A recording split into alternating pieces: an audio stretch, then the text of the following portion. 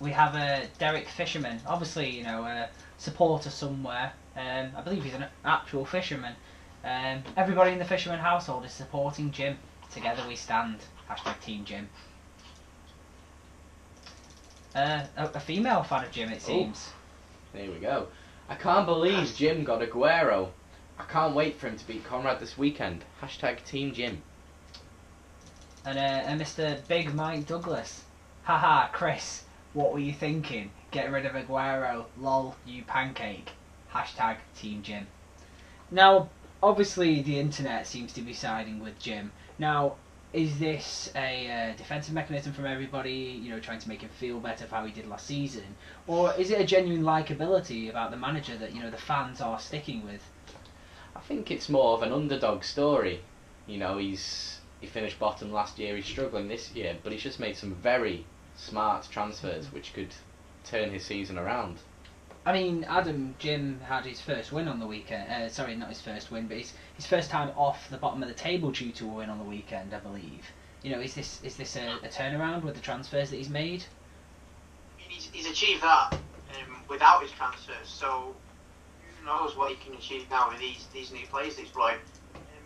I'm genuinely pleased for him. I hope it doesn't get to his head. We've had that before, where success has brought cockiness, arrogance. And then, of course, the inevitable bad run comes, and people have even gone as far as quitting the league on that kind of thing. So, no, that is true, and there is fun. Yeah, everybody has a bad run. I mean, I hope that mine is this quarter of the season, and that soon things will turn around. Josh, you seem to be a mixed player.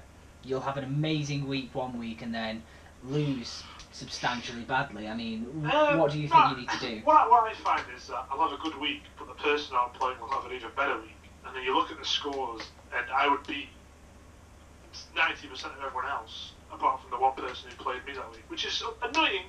But you have to, keep going with it. I was sixth of the draft last season, seventh this season. I have no expectations to win the league. The club has no desire to win the league, because we're just trying to solidify ourselves in mid-table. Is there any progression you're looking for, a cup, anything like that? Yeah, if it comes along, it comes along. But our main objective is to solidify ourselves mid-table and just keep it nice and easy, nice and consistent. And same question to you, Ben. Obviously, second in the league. To the new Ben, who we'll touch on the new boys later on. How are you feeling up there? Are you confident you can stay? Yeah, at the minute I've got a couple of injuries, and things could get better. The run could end. I feel I've got a decent team. Probably not one of the best in terms of big name players, but I've got point scorers.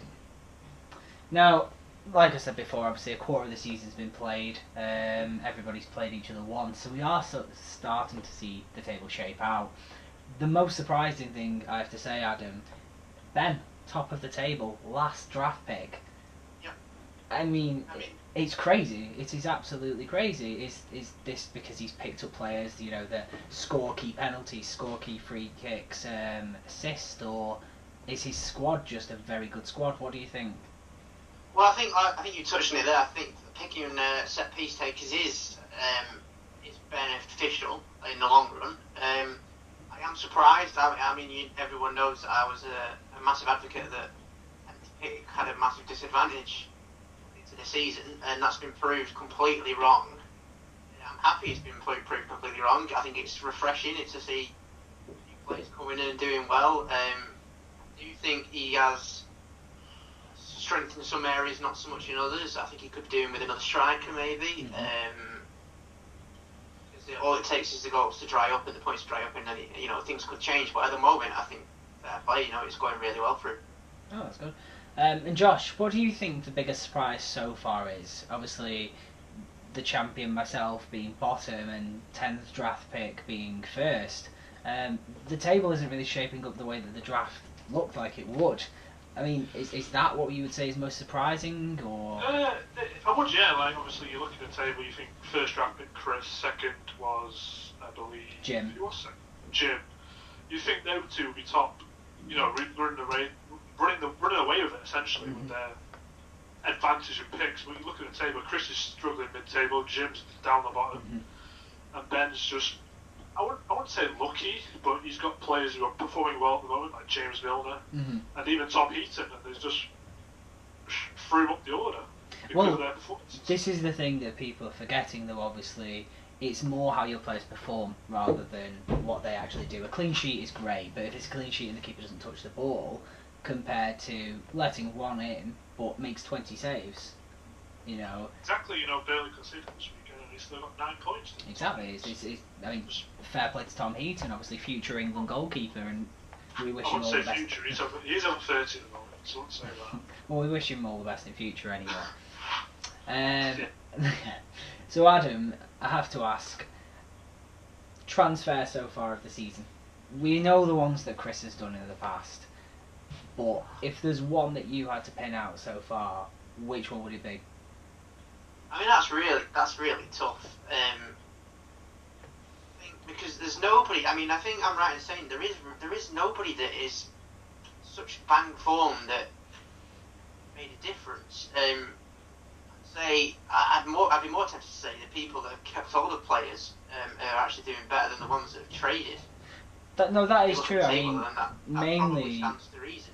Yeah, mainly at the moment, would I be correct in saying, Ben, that it's defenders.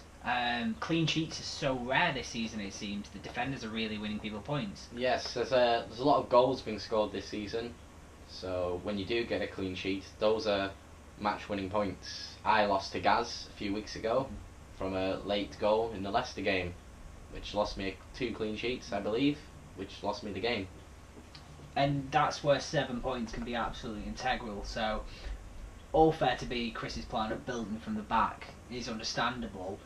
When you have Vardy, who scored, I believe, less goals than Arsenal has this season. Never mind that, sorry, I apologise. Less goals than Koscielny this season. What are Chris's chances of climbing up the table at all, Adam, now, do you think? It does depend on the form of Jamie Vardy and ultimately Leicester, because if Leicester are playing, then he's going to play. He's going to play well. But I said at the start, I think that Leicester would struggle this season to maintain. They were always going to struggle to keep up with what they did last season. So yeah, I think it'd have been much better off in order Aguero for sure. And then once he made the trade for Ibrahimovic, he should have probably kept him as well, even though he's had a dip in form. So it's hard to say.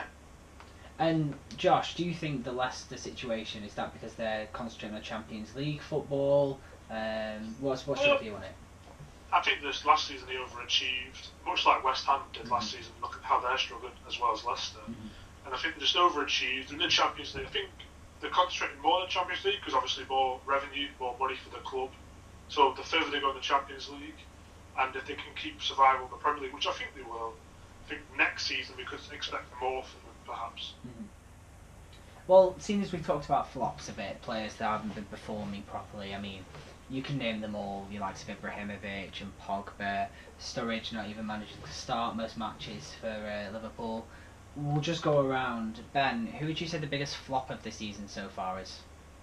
I think it has to be Pogba. The expectation on him, I mean, Josh did call it when Conrad signed him off the waiver wire, will he score points this season because of how points are scored?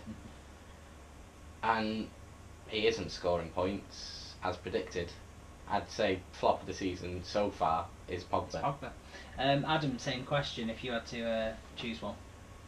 Well, it's difficult. I mean, for me, I'd have to say Giroud. He's not even kicked a ball barely, so as a pick for me, that's disappointing. Again, like you've already mentioned Sturridge as well. I think it's between those two for potential that haven't done anything. And Josh, being of the Giroud fan club, just a quick note before we ask your player. Giroud's injured, isn't he? He's been out with a toe injury, which is a bit suspect, but obviously I don't think he'll even get the team at the moment. How Arsenal are playing, gets the drew 0-0 with Middlesbrough, but they still look frightening. And I just don't see how Giroud fits into that side at the moment. Okay, and if you had a nomination for flop of the season so far? Well, it's got to be Pogba, hasn't it? No, 89 million, high expectations, doing absolutely nothing. I mean, he's had one good game, and that was in the Europa League, so it doesn't really count. So, I don't know. Just hope we can see more from him. It'd be good to see more from him. Obviously, what he did in Serie A was incredible. Top assists, and we'd love a player of that caliber in the Premier League. The only problem it seems is that United haven't bought a player of that caliber. Next question then. Premier League table end of this season. Who's top? Ben. You have to think City. I think City will stay top throughout most of the season. Pep wins titles, he wins things. I think the teams around him aren't performing to the best of their abilities, and I think City will just capitalise on that. It's a good statement. Adam, would you agree with Ben that City will finish top? Obviously, they're going for a slight rough patch at the minute. If they pick that up quickly, then probably. If not, I actually fancy Tottenham to do well this year, and I hope they do. It makes it interesting. Shame I have no Tottenham players in mind, but apart from Harry Kane, of course, but he's injured. So yeah, I think it'd be between City and Spurs this year. And Josh, who do you fancy for the Premier League title this year? Chelsea. They Fancy turned it Chelsea? around under a 3-4-3 system. They look very good. They do look very good. Demolished Leicester United. I mean, they struggled against Stockton. I mean, they lost 2-0 to Arsenal, but they've gone to the 3-4-3, which Conte loves. He's played it at Juventus and Italy, and they've just turned it around. Look a completely different side. Diego Costa obviously found form again. Hazard seems to have lost a lot of weight and be coming back into it. Strange that nobody mentioned Liverpool with where they are currently in the table. Ben, Personally, with Liverpool, sorry, jump in there. No, they go just on. conceded too many cheap goals. I mean, they look really good, but they lost 2-0 to Burnley, who just sat back and defended and counter-attacked. no, fantastic So, point. They're a hit and miss side that they always have been for the Yeah. past few years. We'll move with that then, I was Ben. just going to say that. Sorry.